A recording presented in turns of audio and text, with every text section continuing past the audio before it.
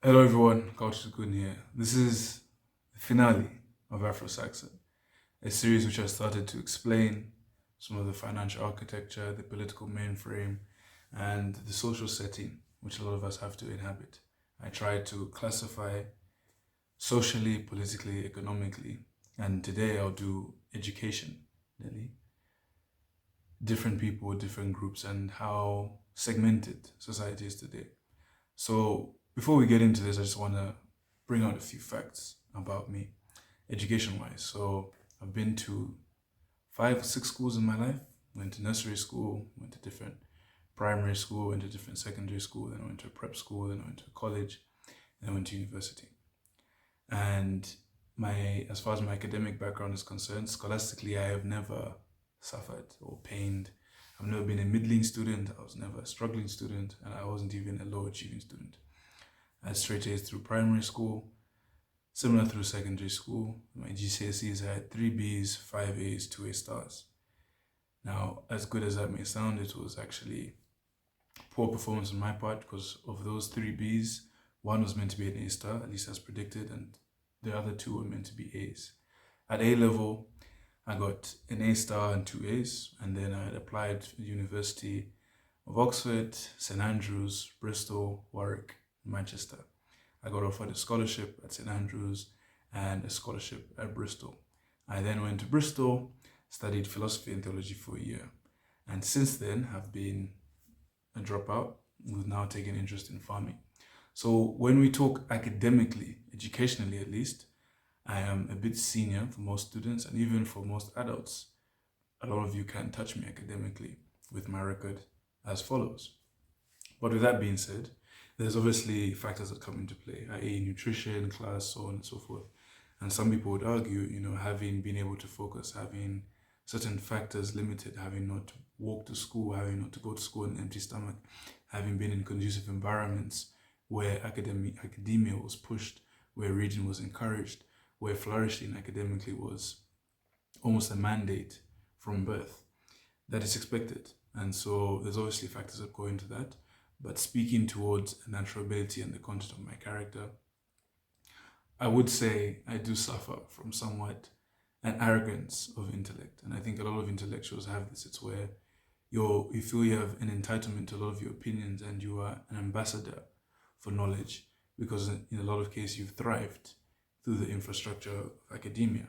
And I have thrived, I've been through the school system, I've enjoyed the school system, I've made some good friends, had some good teachers, had some good lecturers, and I'm very grateful to them, my parents, and everyone who supported me along the way. But since 2020, since I came to Zambia, I've been very active socio-politically. I've had a men's conference and a women's conference, both with over 100 people. Both went on for 5 to 6 hours each. I've spoken to well over 100 people over the phone. I have been an ambassador for charity, family charity, Kaila Childhood Cancer Foundation, and I've been asked to speak and to model on various different organizations for various different platforms. So I have somewhat a leg to stand on in society. I have been an active citizen, and I've at least tried to. I also had a petition which I started over a park and its rehabilitation, which gathered over 1,000 signatures, I think, over the course of a month. And I was going door to door, knocking and banging on shops and homes and all that stuff. And I preface all of this to say, or at least this is the preface of what I'm going to say next. Youth disempowerment and education and entitlement, youth disempowerment. And I want to speak about the cognitive dissonance. So, as Zambians right now, we have a very young population, even African, the continent at large. And unfortunately, the population isn't being put to work. The population is largely controlled by middle-aged to senior individuals. But for a lot of the liberation struggles across the continent, it was led by youth, it was led by universities. And oftentimes you find these young leaders were siphoned off as far as their creativity was concerned to help build the systems that suppress them, that oppress them, that minimize them. And even with our young leaders, our first president was actually 40 when he took power. Our vice president was 36. Some of our first foreign ambassadors were my age, 21, when they were ambassadors. But now you have the case where there's an argument of maturity. There's an argument of you haven't been through enough life. You haven't been through enough school. You haven't been through enough this, enough that. There's a lot of excuses which move the goalpost. And I say this because I wish when I was, or at least before I came home, that I had a clear awareness of the opposition I'd face. I've started a lot of organizations. I've started a YouTube channel.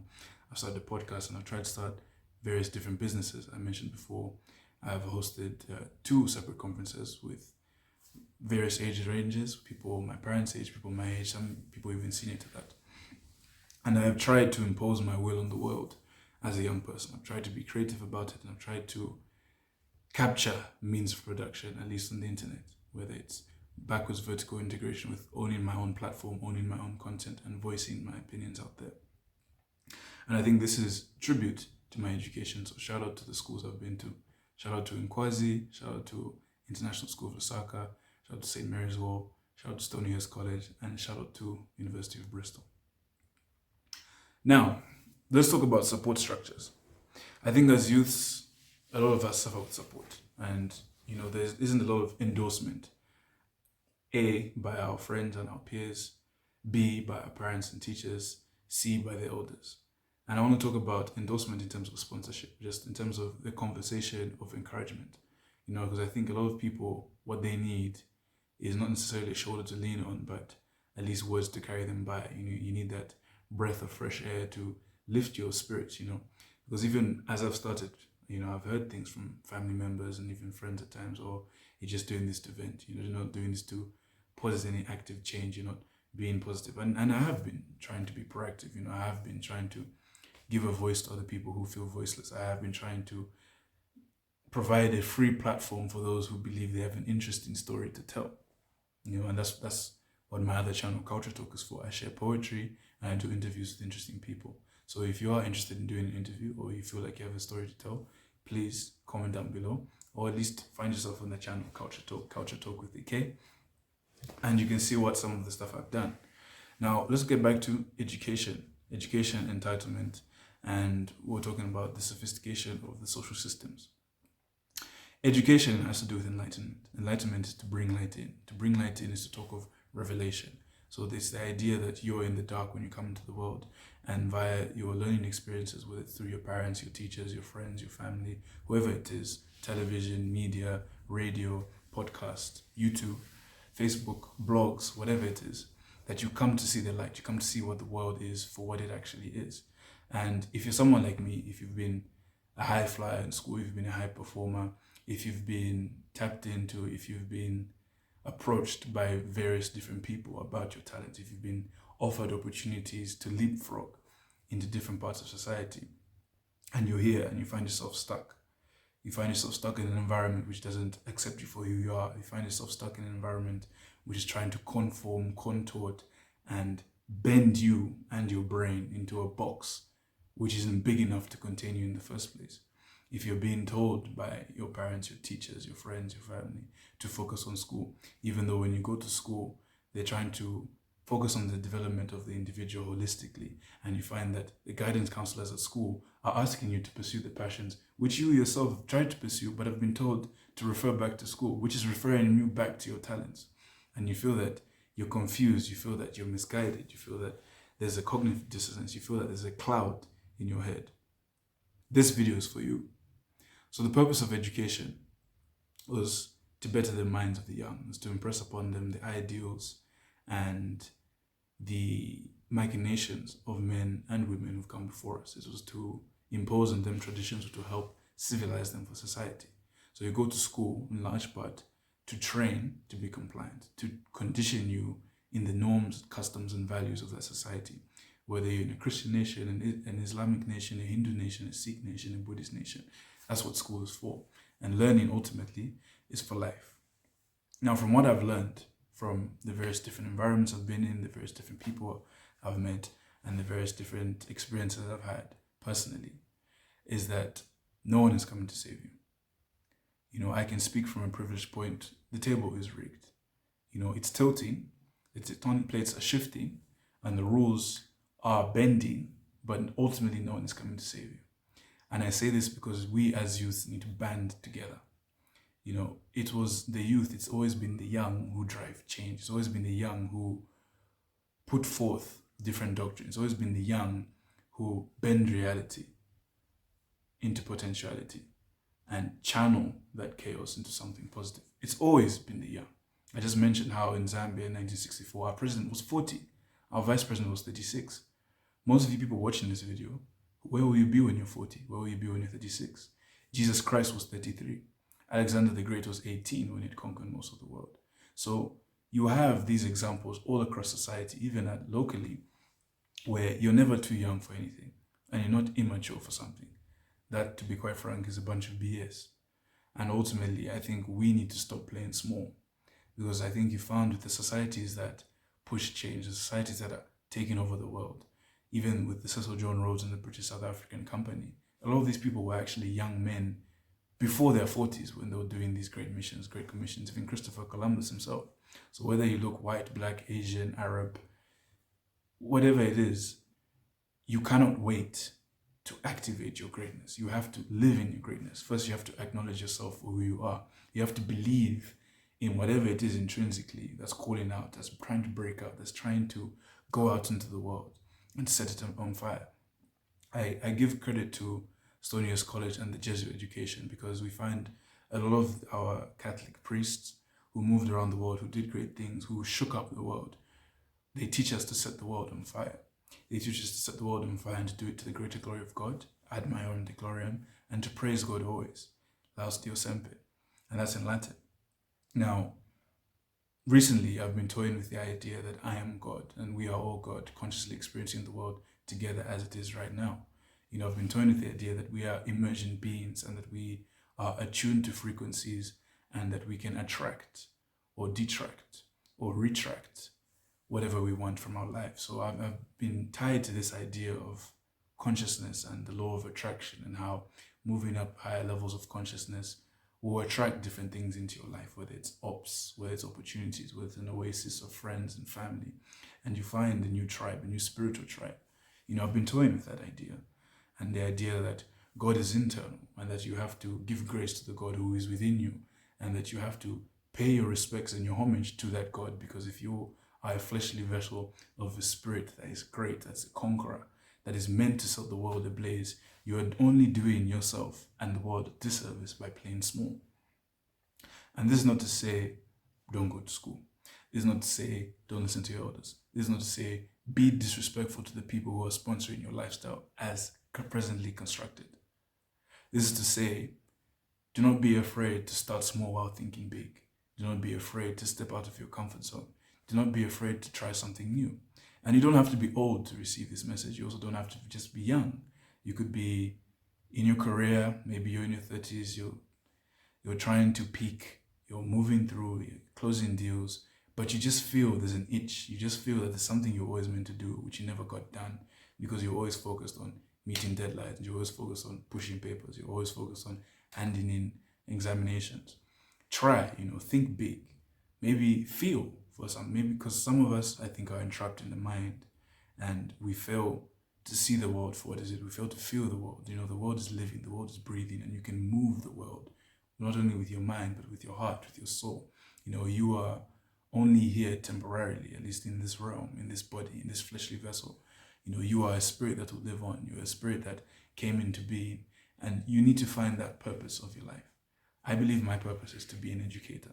I believe my purpose is to lead by example and to try dangerous things and to lead via adventures and to have people come along with me on this journey of enlightenment and to show people who they are by showing myself who I am. And in my process of revelation, I encourage and inculcate a culture in those around me, my friends and my family, to then look themselves in the mirror and see themselves for how great they really could be, how great they are. One thing, I'll be honest with you, that really pisses me off, really grinds my gears, is dream killers. And dream killing can not only be done by people, it can also be done by circumstance. But I think it's more done by mindset. And that's the whole point of this channel and the whole point of the other channel, is to address that mindset, is to change it, is to rework the mechanics of our mind frames, which have this narrative pushed onto us that you're only as good as the job is paying you. You're only as good as you're told and stipulated by other people. You're not as good as you wish to be. You're not as good as you see yourself to be. It's something I've personally struggled with. Is because every time I've left home, whether it's school, whether it's whatever organization I've tried to join or speak for, or I've been called to, I get told how great I am. But when I come home, I'm told to humble myself. I'm told to shrink. I'm told to minimize. I'm told to conform. And that's not me. It's never been me and will never be me. And if you feel that way, this video, this message is for you. Because I know that some of our elders had that experience. And so based off that internal working model, they're pushing those ideals onto us, not consciously or subconsciously, knowingly or unknowingly. Some of them weren't able to fly. Some of them had their wings clipped by financial circumstances. Some of them had their wings clipped by parents. Some of them had their wings clipped by teachers.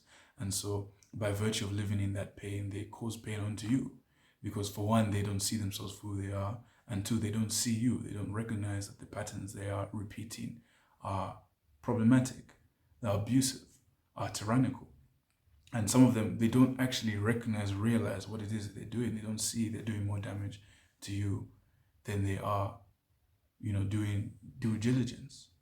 And so I'm speaking right now, having been in Mayaya, having been a top flight student, having had all this privilege, and coming to a space where I've been told to shrink at every juncture.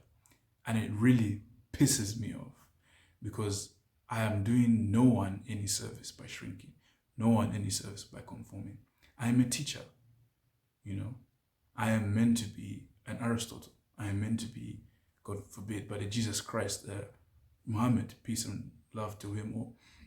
I am meant to be an edifier of your mindset. I am meant to be an ambassador of advancement. I am meant to be a prophet of prognostication. I am meant to be someone you look to, an institute of information, someone you come to, a talking book, someone whose words you can read into, someone who can read your spirit, someone who can help channel that inner greatness, someone who can be a conduit for your creativity. That's who I am, And this video, I hope it speaks to someone deeply in their soul. Because right now, I don't think this is me talking. Right now, I feel like this is years and years of cumulative frustration and anger and pain and desperation, because I see it all the time. I see dreams get killed. I see potential superstars. I see potential DJs, rappers, songers, singers, teachers, professors, race car drivers, actors. I see so many people kill their dreams and submit their souls to slavery, to the miniature political mainframe, to the subsidized social engineering, to the economic disempowerment, disenfranchisement of locals, And it's something I'm passionate about, not only intellectual property, but even your individuality, your consciousness, your psyche, because that affects the rest of us. I believe we exist in society as a collective. I believe we are tied by a spiritual realm. I believe we are spirits who are deeply affected by the misnomers of different people. I believe that if we do not remunerate ourselves, if we don't rehabilitate the brokenness in society, in our homes, in our families, in our neighborhoods, in our communities, in our civilization as a whole, that the world is dying, and it has been dying. And this is a calling for you guys to educate yourself. This is a calling for you guys to step into the light. This is a calling for you guys to meditate on some of the things you're doing, to be present, to be active, to be in your family, to be there, to be loving, to be peaceful, to be harmonic with nature. This is a calling for you guys to step into who you really are, and let me speak more on being an Afro Saxon. Being an Afro Saxon, we are the byproducts of colonialism, most of us. Our education system, a lot of people didn't realize, was supplanted by these colonials. We initially used to teach via akashimi or utushimi. We teach via stories. We teach around campfire. We teach via activities. For the boys, you teach with hunting, you teach with fishing. With women, you teach with dancing, you teach with music. You teach weird and wonderful lessons about culture. You teach with greetings. You teach via prayer. You teach with meditation. You teach with our dress. You teach with being. You teach actively. Children, boys or girls, we're not meant to sit in classrooms and listen to a lecturer or a teacher all day. I mean, you've been a little kid. You've been in the naughty corner. You know what it's like to be twitching your legs, sitting, bored out of your mind, looking at the clock, wanting to go out for break time. That's not how we're meant to learn. We're meant to learn kinesthetically. We're meant to learn visually. We're meant to learn orally. We're meant to learn holistically. We're meant to learn in nature, with nature. We're meant to learn with our bodies. We're meant to learn what all the different facets of who we are, why they are, how we can use them to better the lives of ourselves and others. That's what learning was about. And the current education system at the moment is pathetic. And this is no disrespect to teachers, no disrespect to lecturers, but disrespect to the infrastructure and the original designers of the infrastructure.